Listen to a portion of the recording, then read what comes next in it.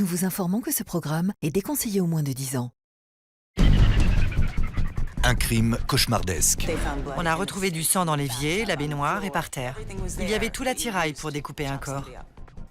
Un suspect rusé à l'identité mystérieuse. Il louait le logement à une femme qui était en réalité un homme.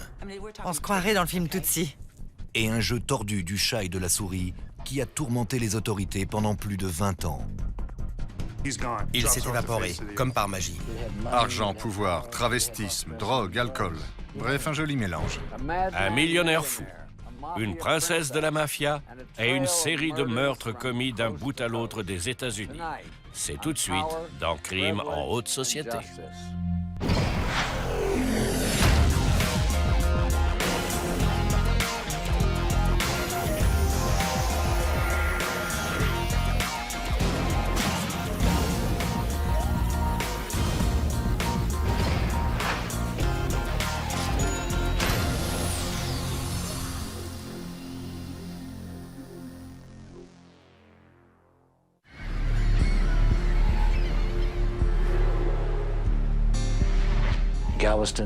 Galveston n'est pas le bout du monde, mais vous pouvez l'apercevoir de là-bas.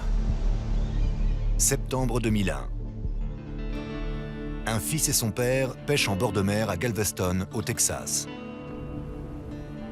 Le garçon a repéré des sacs qui flottaient. Quand il a aperçu un torse, il a hurlé qu'il y avait un corps dans l'eau. La police est appelée sur les lieux. Il manquait la tête. Il y avait 3 sacs plastiques en tout. L'un contenait 2 bras, le deuxième renfermait une jambe et le dernier l'autre jambe.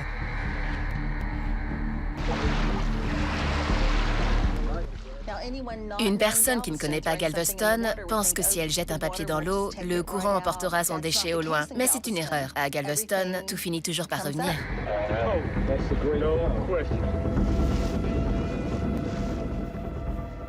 Plusieurs indices sont découverts dans ces restes macabres. Il y avait un ticket de caisse en provenance d'une quincaillerie, où quelqu'un avait acheté une bâche de protection et des sacs poubelles. Il y avait aussi l'emballage en carton d'une scie à bûche qui avait coûté 6,99 $. La police a également retrouvé un préavis d'expulsion adressé à un certain Maurice Black. Ce document mène la police à un appartement d'un quartier miteux de la ville. Les policiers se sont rendus sur place et ont fouillé les poubelles. Il y avait un pistolet et des munitions, un sac imbibé de sang, des bâches de protection, tout l'attirail nécessaire pour découper un corps en morceaux. Une chose est sûre, c'est que Maurice Black, 71 ans, homme à tout faire et réparateur de montres, a disparu sans laisser de traces. La police a obtenu un mandat de perquisition pour fouiller l'appartement. Ce qui a choqué les enquêteurs, c'est que les murs de l'appartement avaient été lavés. Il n'y avait aucune empreinte, même pas celle de Maurice Black. Mais le nettoyage n'est que superficiel. Le luminol a provoqué un véritable feu d'artifice. La cuisine était jonchée de traces de sang. Les traînées de sang mènent jusqu'à l'appartement voisin de celui de Maurice Black. C'était un véritable carnage. Il y avait du sang dans l'évier, dans la baignoire, par terre. La police a également trouvé des chaussures ensanglantées, un couteau à éplucher, une bâche de protection. C'était une atmosphère vraiment macabre. Quoi qu'il soit arrivé à Maurice Black, nul doute que ça s'était produit dans cet appartement.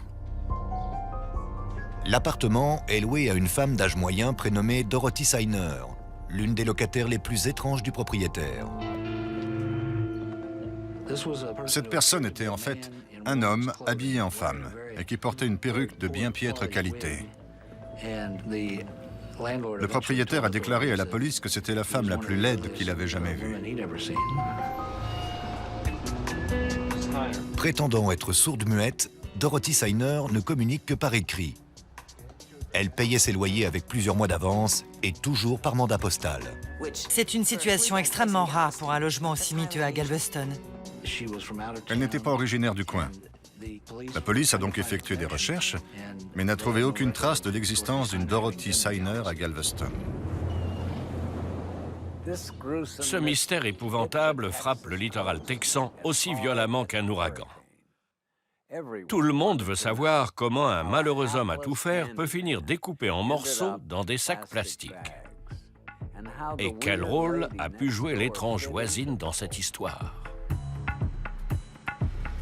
Les enquêteurs se concentrent sur un indice découvert dans l'appartement. Une carte de rendez-vous chez un opticien pour un certain Robert Durst. Ce monsieur avait rendez-vous pour récupérer une paire de lunettes. Étrangement, la police ne trouve aucune trace d'un Robert Durst vivant à Galveston ou dans les environs.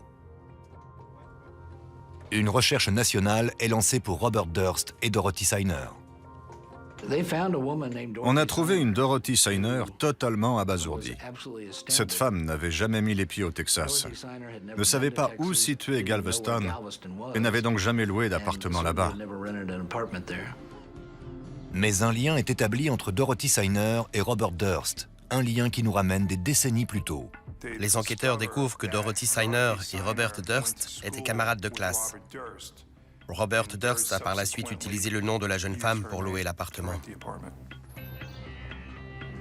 La conclusion de tout ça était que Robert Durst, pour une raison qui lui appartenait, s'était inventé une nouvelle identité et s'habillait en femme. En réalité, Robert Durst et cette Dorothy Signer n'étaient qu'une seule et même personne. 9 jours après la découverte du corps, Durst se présente chez l'opticien pour récupérer ses lunettes. Les enquêteurs l'y attendent. À son arrivée, ils l'interpellent et l'arrêtent pour le meurtre de Maurice Black. Il a été emmené à la prison du comté de Galveston. Sa caution était fixée à 300 000 $, ce qui, à l'époque, représentait une somme record pour cette prison, y compris pour une accusation de meurtre. D'autant plus élevé pour un client de passage comme Robert Durst. Les autorités pensaient qu'il s'agissait encore d'une personne itinérante, comme les milliers d'autres qui peuplent Galveston. À ce moment-là, on le considérait comme un cinglé un peu perdu qui avait découpé son voisin en morceaux. Mais les choses ne sont pas aussi simples qu'elles n'y paraissent. Monsieur Durst réussit à se faire envoyer l'argent pendant la nuit et il est libéré avant que la police ne se rende compte que l'accusé avait assez d'argent pour payer sa caution. Robert Durst se volatilise de nouveau. Ce n'est que le lendemain que les enquêteurs découvrent qui il est vraiment, le fils d'un milliardaire de New York. Né en 1943, Robert Durst grandit à Scarsdale, une banlieue chic de New York. Il est l'héritier de l'une des plus grandes sociétés immobilières de Manhattan. À cette époque, la société possédait au moins 10 gratte-ciel à New York. Leur holding se développait et les Durst faisaient partie des familles les plus influentes de l'État de New York. Qui aurait pu imaginer un seul instant que l'héritier d'un empire immobilier de plusieurs milliards de dollars à New York logerait dans un appartement miteux de Galveston au Texas, au loyer mensuel de 300 $ et habillé en femme? La fortune n'est pas gage de bonne santé mentale. En fait, vivre dans le luxe peut avoir de drôles d'effets sur les gens, et cette affaire en est une parfaite illustration. Après que la police de Galveston a libéré Robert Durst, elle découvre que ce n'est pas la première fois qu'il est accusé de meurtre. Arrêté suite au meurtre et au démembrement macabre de Maurice Black à Galveston, Robert Durst paie sa caution et disparaît. Mais ce n'est qu'à ce moment que la police découvre le passé troublant du suspect. Au début des années 70, Robert Durst travaille pour la société immobilière florissante de sa famille. Il occupait un poste moyennement important au sein de l'entreprise Durst. Il gérait des immeubles et collectait les loyers. L'une de ses locataires s'appelle Cathy McCormack. Elle était issue de la classe ouvrière de Long Island, lui d'une famille très fortunée de New York. Au bout de plusieurs rendez-vous, ils se sont mis en couple, puis quelques temps plus tard, ils se sont mariés. J'ai rencontré Cathy à l'université. C'était une fille très drôle et très courageuse. Elle était gentille et très belle aussi. C'était une perle. Au début, Cathy et Bob semblent faits l'un pour l'autre. Il avait 29 ans et elle 19 quand ils se sont rencontrés. C'était un peu le prince charmant qui rencontrait Cendrillon.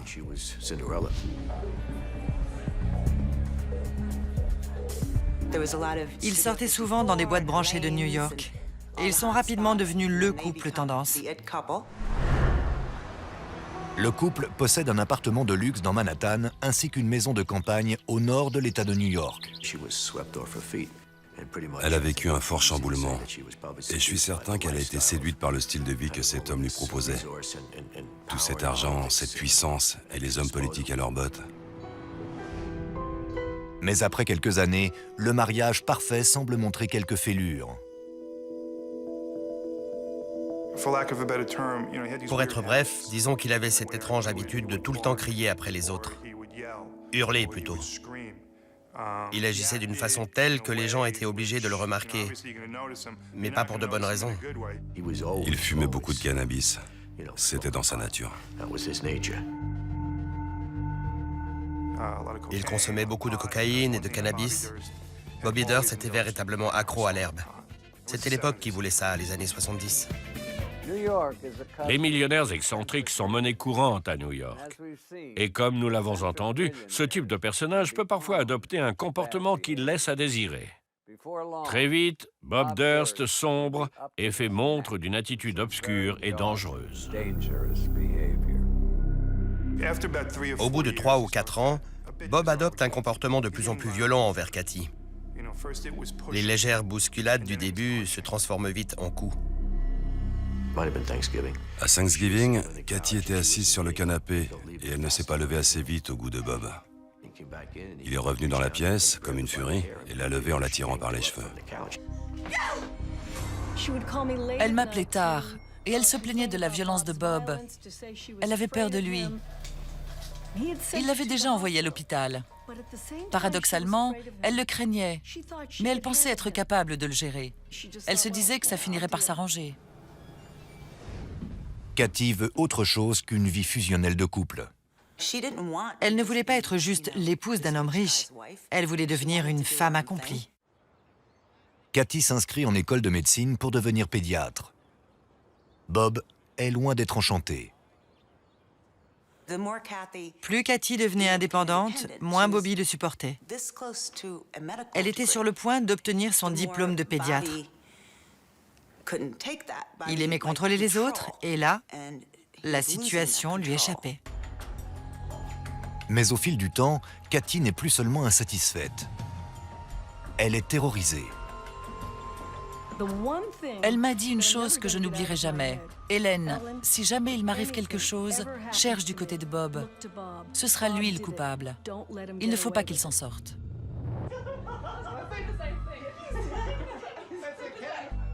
En janvier 1982, Cathy se rend seule à une soirée.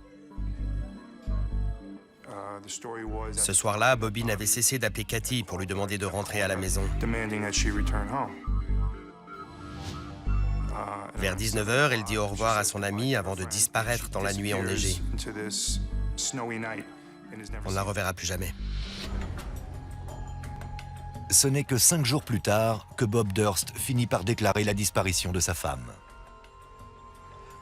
On a vérifié auprès des hôpitaux, consulté les dossiers de personnes retrouvées, ce genre de choses, rien, zéro. C'était comme si elle avait disparu de la surface de la Terre. Puis on a découvert que Bobby avait jeté les effets personnels de sa femme. Ses livres, ses manuels de médecine, tout avait fini à la poubelle. Son comportement était à l'opposé de l'attitude qu'adopterait un mari aimant dont la femme a disparu. Il était pratiquement en train de l'effacer de sa vie. La police a été mise au courant très rapidement, et c'est à ce moment-là qu'il est devenu leur principal suspect. Mais sans corps, la police ne peut rien faire. Il l'a tuée et il a fait disparaître son corps. On n'a jamais pu la retrouver, mais ça ne signifie pas pour autant qu'on ne sait pas que c'est lui le coupable. Bobby a parlé à la police, puis il a décidé de se taire et de faire appel à un avocat. À partir de ce moment-là, Robert Durst ne communique que par le biais d'une ancienne amie, Susan Berman. Ils s'étaient rencontrés plusieurs années auparavant à l'université. Ils s'étaient liés d'amitié et étaient restés en contact depuis tout ce temps. Elle était très proche de Bobby. Elle l'adorait. Il était comme un frère pour elle. Suzanne a toujours soutenu Bobby. Et ça n'a pas changé après la disparition de Cathy. Susan était journaliste, mais elle devait sa réputation au fait qu'elle était aussi la fille du truand Davy Berman, qui sévissait à Las Vegas. Davy Berman était le bras droit de Bugsy Siegel. Il a passé beaucoup d'années en prison à la place de Siegel. Et en échange, ce dernier lui a offert l'hôtel Flamingo. Elle était la star du Flamingo. Tout le monde la connaissait. Les danseuses, les croupiers, tout le monde la saluait et la traitait comme une princesse. Davy Berman a écrit plusieurs livres sur sa vie au sein de la mafia. Elle n'a jamais renié ses racines. Elle en était même plutôt fière. Suzanne avait une mentalité de mafioso concernant la loyauté. Elle aurait fait tout son possible pour les personnes qu'elle considérait comme ses amies. Il se peut qu'elle ait aidé Bob à dissimuler le meurtre. Quelque chose d'étrange est arrivé. Alors qu'on sait aujourd'hui que Cathy avait déjà disparu à ce moment-là, le doyen de la faculté de médecine a reçu un appel téléphonique. Une femme prétendant être Cathy Durst a dit qu'elle ne viendrait pas en cours car elle ne se sentait pas très bien. Une femme adulte étudiant la médecine n'aurait jamais appelé le doyen pour signaler un banal mal de ventre. Je pense que la femme qui a passé le coup de fil était Suzanne Berman. Elle a joué un rôle, a prétendu être Cathy et passé l'appel. Elle voulait couvrir Bob. Mais ce n'est pas le seul appel téléphonique qui intrigue la police. Bobby a déclaré qu'il s'était rendu dans le Connecticut juste après la disparition de Cathy. En réalité, d'après ses relevés téléphoniques, il a passé un appel en PCV depuis Ship Bottom, dans le New Jersey. Ship Bottom est un nom évocateur pour les enquêteurs. Cette ville est à quelques encablures d'un célèbre cimetière mafieux connu sous le nom de Pine Barrens. Et l'interlocuteur de Bobby n'est autre que Susan Berman. Les enquêteurs sont persuadés que Bobby a tué sa femme et qu'il a abandonné son corps près de Ship Bottom, soit dans l'océan, soit à Pine Barrens. Mais puisqu'ils n'ont aucune preuve, leur théorie repose uniquement sur des présomptions. L'affaire est délaissée et Bobby disparaît. Au cours de la décennie suivante, Robert Durst se fait aussi discret que possible. Personne ne sait ce que fabrique Bobby Durst. Bobby disparaît, il est là, mais personne ne sait exactement où. Il possède non seulement une superbe demeure à New York, mais aussi une autre dans le Connecticut et une en Californie. Au début des années 90, après la mort de son père, Robert Durst refait surface et tente de prendre les rênes de l'entreprise familiale. On lui annonce que ce n'est pas lui qui sera à la tête de l'Empire Durst, mais son jeune frère. En gros, si on lit entre les lignes, ça signifie que sa propre famille a peur de lui et ne veut rien avoir à faire avec lui. Sa propre famille le rejette.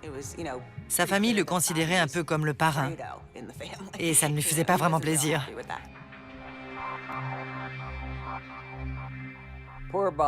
Pauvre Bobby. Il devra se contenter de la pension annuelle de 3 millions de dollars que lui octroie sa famille s'il accepte de garder ses distances. Malheureusement, la fortune et le luxe ne suffiront pas à le tenir à l'abri des problèmes. 17 ans après le meurtre présumé de Cathy Durst, l'affaire est loin d'être oubliée. Pendant l'été 1999, Joe Becerra, enquêteur dans l'État de New York, reçoit un renseignement de la part d'un détenu désireux de réduire sa peine de prison. Il a déclaré qu'il connaissait une fille prénommée Cathy Durst, qui avait été assassinée par son mari en 1982. Il a dit que son corps était enterré sous une cabane dans leur propriété en bordure de lac, près de South Salem. Le renseignement s'avère faux, mais Joe Becerra est intrigué par l'affaire. Beaucoup de questions étaient restées sans réponse. J'avais l'opportunité d'essayer de découvrir ce qui lui était arrivé. Je ne pouvais pas me contenter d'oublier ou d'ignorer cette affaire. L'espoir était de nouveau permis. Je me suis dit qu'on allait enfin avoir le fin mot de l'histoire, après toutes ces années d'attente. La police a obtenu un mandat pour fouiller la maison qui appartenait alors à de nouveaux propriétaires. La famille et les amis de Cathy ont été de nouveau entendus. Tout à coup, 20 ans plus tard, la police s'est remise à chercher des preuves médico-légales. Les enquêteurs se penchent aussi sur la soirée lors de laquelle Cathy a été vue pour la dernière fois et obtiennent un nouvel aperçu de l'état d'esprit de la jeune femme. Elle avait bu 2 bouteilles de vin et avait pris 2 grammes de cocaïne. Les policiers apprennent que Cathy et Bob Durst ont plusieurs conversations téléphoniques agitées ce soir-là. Selon des amis proches, les jours précédant la disparition de Cathy sont obscurcis par des querelles, notamment d'ordre financier. Elle lui avait demandé quelques milliers de dollars afin de payer les frais de scolarité et ouvrir son cabinet. C'était un homme fortuné, mais très près de son argent, à tel point que Cathy était parfois obligée d'emprunter de l'argent à ses amis. Les jours précédant sa disparition, ses amis avaient tenté de la convaincre de mettre un terme à cette relation. Au dire de tous, Cathy aime les avantages liés au nom de la famille Durst. Mais il ne fait aucun doute qu'elle souhaite en finir avec ce mariage. Côtoyer les riches et les célébrités n'en vaut pas la chandelle. Il est évident que les tensions et les disputes étaient passées au cran supérieur. L'un et l'autre étaient on ne peut plus remonter à cette époque, et leur consommation de drogue n'arrangeait pas la situation. Cathy est rentrée chez elle pour chercher la bagarre, et elle l'a trouvée. Mais ce qui s'est réellement passé cette nuit-là demeure un mystère. 20 ans après, l'affaire mise au placard trouve un nouveau souffle. Les enquêteurs se rapprochent de plus en plus de ce qu'ils pensent être le terme de l'affaire et veulent prouver que c'est bien Bobby Durst, l'ex-mari de Cathy, qui est responsable, non seulement de sa disparition, mais aussi de son meurtre. Bobby était de nouveau le suspect numéro 1, 20 ans après les faits. La réouverture du dossier fait la une des journaux dans tout le pays. Dès que les gros titres sont apparus, Bobby Durst a quitté la ville pour Galveston, au Texas, où il a loué un appartement sous le nom de Dorothy Signer, une femme sourde et muette. L'accusation souhaite ardemment avoir un entretien avec l'amie de longue date de Bobby, Susan Berman, et celle-ci semble mûre pour une conversation honnête. Elle était fauchée et n'arrivait pas à décrocher de boulot. Elle était dans de sales draps. À cette époque, un simple poulet lui permettait de se nourrir pendant 2 semaines. Elle a commencé à réclamer plus d'argent à Bobby, plus que d'habitude. Robert Durst envoie un chèque de 25 000 $ à Susan Berman.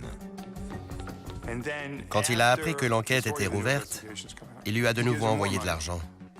Un autre chèque de 25 000 $. Au même moment, la police s'entretient avec elle pour savoir ce qu'elle se rappelle des faits s'étant déroulés 20 ans plus tôt. Et Susan Berman semble prête à tout déballer. Elle a organisé des entretiens avec le New York Times et la police de New York. Suzanne m'a dit qu'elle détenait des informations dont la révélation allait provoquer un véritable tremblement de terre. Je lui ai demandé de quoi elle parlait, mais elle ne s'est pas montrée plus précise. Alors je l'ai suppliée d'être prudente. Pendant toutes les années qui ont suivi la disparition de Cathy, la version de Suzanne était que Bobby n'avait rien à voir avec ce crime. Mais petit à petit, elle a commencé à modifier ses propos. Et à une personne, elle a déclaré que c'était bien Bobby le coupable. Quand on lui a demandé comment elle le savait, elle a répondu que Bobby le lui avait dit. Mais Susan Berman n'aura jamais l'occasion de raconter sa version. Le 31 décembre 2000, un voisin entend les chiens de Susan aboyer de façon frénétique et il appelle la police de Los Angeles. Ils l'ont retrouvée face contre terre dans sa chambre, avec une balle tirée à l'arrière du crâne. Il est impossible que Susan Berman ait laissé entrer un étranger dans sa maison ce soir-là. Elle a été abattue par derrière alors qu'elle menait son visiteur dans une pièce au fond de la maison. Elle avait confiance en cette personne. Quand j'ai appris ce qui s's'était passé, ma première réaction a été de penser qu'elle connaissait son agresseur.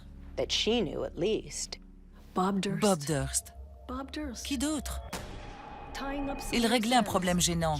Il a tué sa meilleure amie pour sauver sa propre peau. C'était un acte sans pitié. Sans pitié.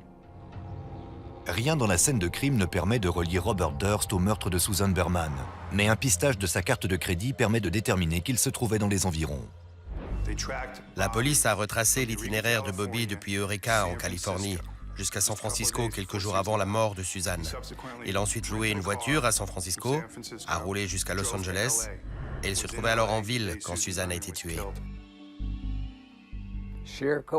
Simple coïncidence? Peut-être, peut-être pas. Mais une fois encore, la police a été leurrée. Il faudra attendre de nouveaux événements meurtriers à Galveston pour qu'elle retrouve la bonne piste. Mi-octobre 2001. Les enquêteurs travaillant sur le meurtre de Maurice Black sont incrédules suite à la disparition de leur suspect principal, Robert Durst. Il a payé sa caution et s'est enfui, comme s'il avait disparu de la surface de la Terre. Les policiers de Galveston étaient terrifiés car à ce moment-là, ils se sont rendus compte que Robert Durst disposait de suffisamment de ressources pour partir là où bon lui semblait. La police le recherche à Galveston, mais aussi à New York. Un avis de recherche national a été lancé, mais ça n'a donné aucun résultat. L'histoire du milliardaire travesti accusé de meurtre fait les gros titres de la presse nationale. Effrayé par ce meurtre et ce démembrement sans mobile apparent, tout le monde dans le pays se met à surveiller ses propres voisins. J'ai reçu un appel d'un type qui m'a expliqué que son frère était propriétaire à la Nouvelle-Orléans et que lui aussi avait loué un appartement à une femme qui était en réalité un homme. L'homme se fait appeler Diane Winnie, mais le propriétaire pense connaître sa véritable identité. Il s'est avéré que c'était Robert Durst qui louait l'appartement à la Nouvelle-Orléans. Avec une perruque immonde, comme dans le film Tootsie. Les enquêteurs passent l'appartement de la Nouvelle-Orléans au peigne fin. Les policiers ont trouvé toutes sortes de preuves reliant Bobby à cet appartement et prouvant qu'il s'était fait passer pour Diane Winnie. Ils ont découvert du matériel informatique, un médaillon que Susan avait donné à Bobby et une perruque également. À la Nouvelle-Orléans, il était une autre femme. Il portait une perruque rousse avec les cheveux raides. La police avait la preuve que Robert Durst habitait bien ici et qu'il était arrivé après s'être enfui de Galveston. Il est difficile de savoir si Bob se sent à son aise avec des dessous féminins ou s'il se travestit uniquement pour échapper à la justice. Son déguisement n'est pas franchement crédible. Mais aussi étonnant que cela puisse paraître, ça fonctionne.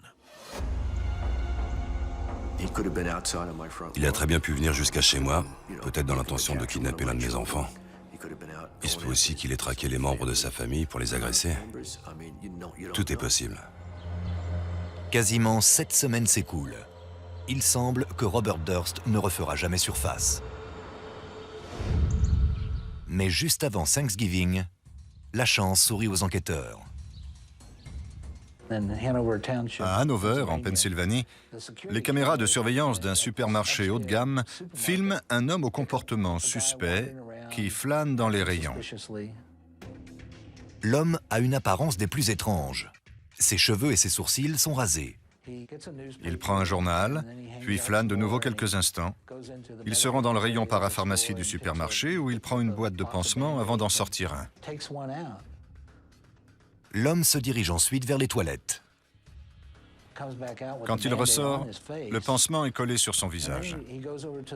Il se rend ensuite au rayon traiteur du magasin, où il choisit un sandwich salade poulet avant de se diriger vers la sortie. Le voleur à l'étalage est arrêté par les gardes de sécurité. Ils appellent alors la police. On lui demande de décliner son identité. Et il utilisait l'identité de Maurice Black, ainsi que son permis de conduire. Mais le numéro de sécurité sociale qu'il fournit est le sien. Et lorsque la police vérifie si aucun mandat d'arrêt n'est lié à ce numéro, une correspondance est trouvée à Galveston, au Texas. À ce moment-là, ils ont compris qu'ils venaient d'arrêter Robert Durst.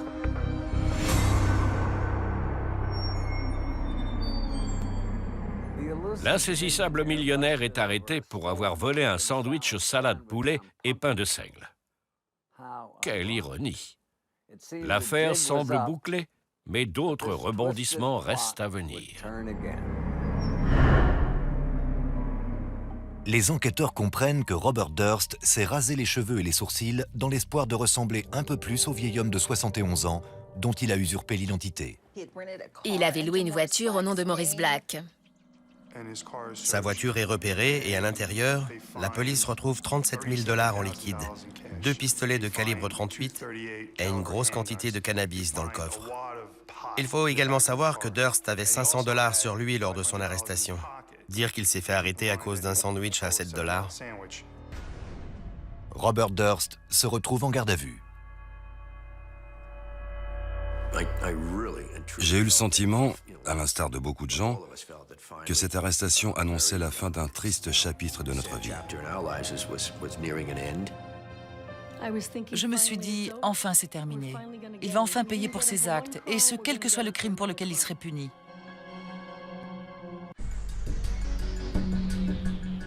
Quatre mois après la découverte macabre du corps démembré de Maurice Black dans la baie de Galveston, l'accusation prépare son réquisitoire à l'encontre de Robert Durst.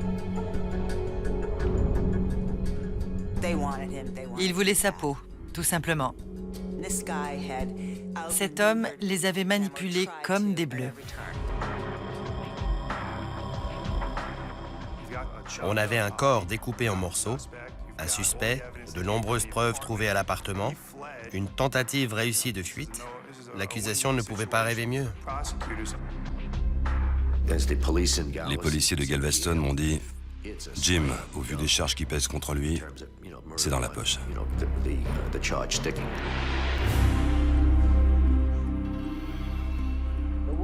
D'après la rumeur qui circule à Galveston, le radin notoire qu'est Robert Durst a dépensé près de 2 millions de $ pour s'offrir la meilleure défense possible. Ce geste fait comprendre à l'accusation qu'elle va devoir déployer tout son talent et ne rien laisser au hasard. On envoie donc des plongeurs de la police sillonner la baie de Galveston afin de retrouver la tête tranchée de Maurice Black. Il était essentiel de retrouver la tête de la victime pour établir la raison ou la cause de la mort. Le détective privé Bobby Baca est engagé par la famille de la victime pour apporter sa contribution. Retrouver cette tête permettrait à coup sûr de voir que l'entrée de la balle se situe à l'arrière du crâne. Et que la victime avait été abattue de la même façon que Suzanne Berman, d'un coup de feu à l'arrière de la tête. Alors que les équipes de plongeurs ratissent la baie, des spéculations apparaissent quant au mobile. Robert Durst est suspecté d'avoir tué uniquement des personnes qu'il connaissait. Alors, quel lien le relie à Black? L'une des questions qui aujourd'hui encore me taraude, c'est « Connaissait-il déjà cet homme? Comment était-il devenu son voisin ?» Ces deux hommes ne sont pas devenus voisins à Galveston par hasard. Je n'y crois pas une seconde. Je suis intimement persuadé qu'ils se connaissaient déjà. Certains enquêteurs pensent que Susan Berman est le maillon manquant de la chaîne. Maurice Black était-il membre de la mafia? Était-ce un tueur à gages ou un membre de la mafia juive? Bobby Baca émet l'hypothèse que Maurice Black aurait aidé Robert Durst à tuer sa femme et à dissimuler le corps. La façon dont Cathy a disparu était étrangement similaire à la façon dont les mafieux procèdent pour faire disparaître les corps de leurs victimes. C'est monnaie courante dans cet univers. Les recherches macabres de la tête de Maurice Black sont vaines. La Dream Team de la Défense fait une annonce qui a l'effet d'une bombe. Robert Durst admet avoir tué Maurice Black en état de légitime défense. Oui, il l'a tué. Il l'a tué, puis il l'a découpé en morceaux et l'a jeté dans la baie. Mais c'était de la légitime défense. Ce pauvre homme a été harcelé par des gens qui l'ont suspecté de tout un tas de choses et il a perdu les pédales. De la légitime défense? Découper un vieillard sur le sol d'une cuisine? C'est le comble de l'outrecuidance. Fin septembre 2003, le procès débute. Tous les éléments du scandale étaient réunis.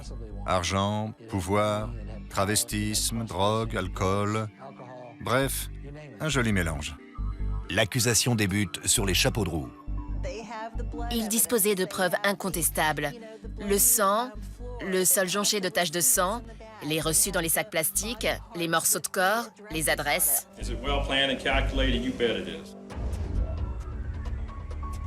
Étape par étape, les terribles circonstances du meurtre et du démembrement de Maurice Black sont reconstituées. L'accusation a présenté au jury un scénario monstrueux et plutôt inédit à cette époque. Les avocats prétendent qu'un violent passage à tabac a précipité le meurtre de Maurice Black. Avant d'être tué, Maurice a été victime d'une attaque cardiaque. Il avait de nombreux bleus sur le corps, du sang dans les poumons et des coupures un peu partout. You can't take the iceberg away from the Titanic, and you can't take away what he did to Maurice Black. La scène qui a été décrite était insoutenable, notamment le long processus du découpage du corps. Things like what this killer did just are never gonna make sense. Lorsque l'accusation conclut son réquisitoire, le sort de Robert Durst semble scellé. Il a essayé de dissimuler le crime. Il s'est pas présenté au tribunal. Tout ça a joué contre lui. On ne prend pas la fuite quand on est innocent. L'accusation s'est montrée convaincante, mais Bob Durst n'abandonne pas. Ses avocats vont se lancer dans une prestation qui va changer toute la donne. Lors du procès pour meurtre accusant Robert Durst, l'accusation vient de terminer un réquisitoire convaincant. C'est à présent au tour de la défense qui n'est pas en reste. This case is not about what Bob Durst did after Maurice Black died.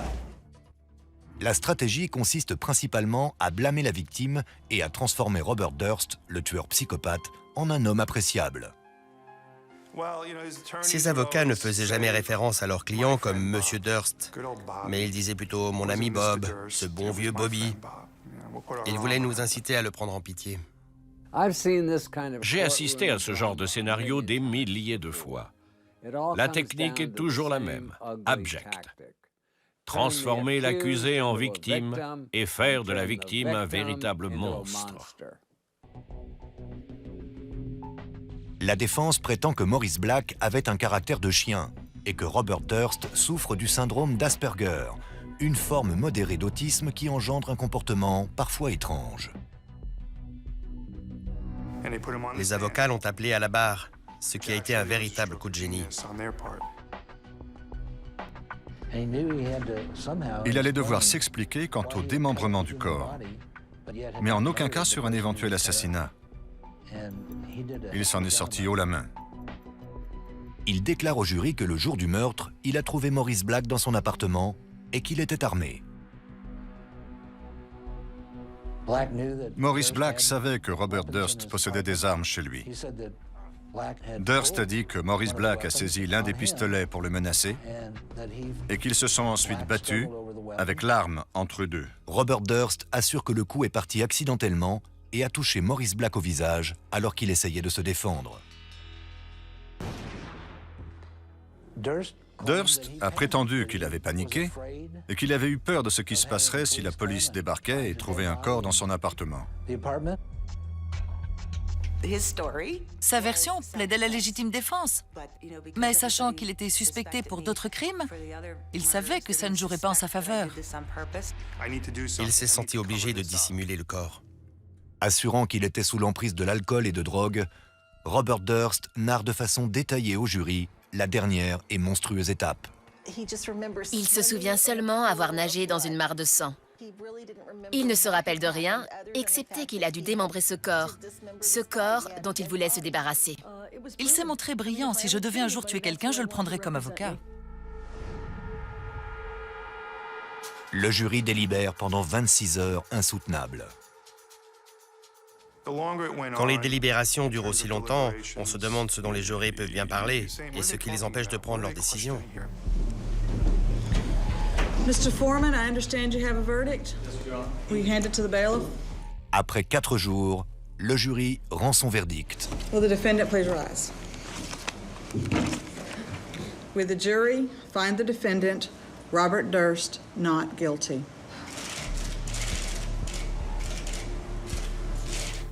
Quand le verdict est tombé, Bobby Durst a été encore plus surpris que moi. J'étais dépitée. Je me suis simplement dit qu'il s'en était encore tiré. J'ai failli m'écrouler par terre. On dirait qu'en matière de justice, cet homme est intouchable. J'étais sous le choc. J'en croyais pas mes oreilles.